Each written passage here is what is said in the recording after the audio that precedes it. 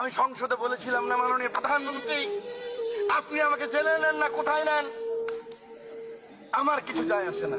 যে যুগান্তর সহ অনেক পত্রিকা 12/5/2013 তারিখে লিখেছেন 1,50,000 গোলা বারুদ ব্যবহার করেছে। আমি সেই সম্বন্ধে বলতে চাই না, কিন্তু এই কওমি মাদ্রাসার মানুষগুলি, এই ফুরকানিয়া মাদ্রাসার মানুষগুলি, এই মাদ্রাসার মানুষগুলি, মসজিদের মুয়াজ্জিন ইমাম সাহেব, আপনাকে, আমাকে, সকলকে, অনেককে, যারা মুসলমান, আমার মা যখন আমাকে ফুরকানিয়া পাঠিয়েছেন, বিসমিল্লাহির রহমানির রহিম আমি যখন শিখলাম, আউযুবিল্লাহ শিখলাম, এই মানুষগুলির হাতেই। এই মানুষগুলি আমাকে শিখেছেন মৃত্যুর পরে মান রব্বুকা মান হাযা, মান রব্বুকা মান দীনুকা মান হাযাল্লাযী ফিহি। এই মানুষটা শিখিয়েছে আমার মৃত্যুর পরে যখন কবরে রাখবেন, মিনহা খালাকনাকুম ওয়া ফিহা নুঈদুকুম ওয়া মিনহা নুখরিজুকুম তারাতুন উখরা। আল্লাহ মাটি থেকে তিনি এসেছেন, এই মাটিতে আবার তাকে রেখে গেলাম।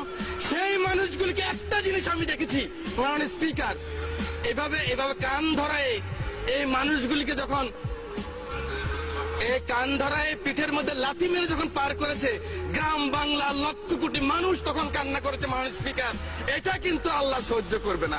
আপনি নাস্তিক হন, আমার কোনো আপত্তি নাই। আপনি ইসলাম ধর্ম না মানেন, আপনার আমার কোনো আপত্তি নাই।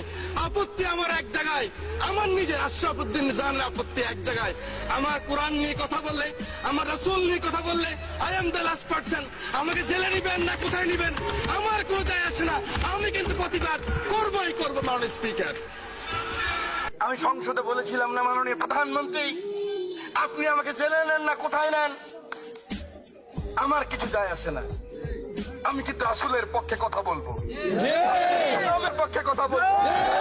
আজকেও আমি বলতে চাই, প্রশাসন ইচ্ছা করলে এখন আমাকে নিয়ে যেতে পারে। I am the last person. ফাঁসির কাষ্ট গেল, আমি বলবো আমি বাংলাদেশি জাতীয়তাবাদ ভালোবাসি।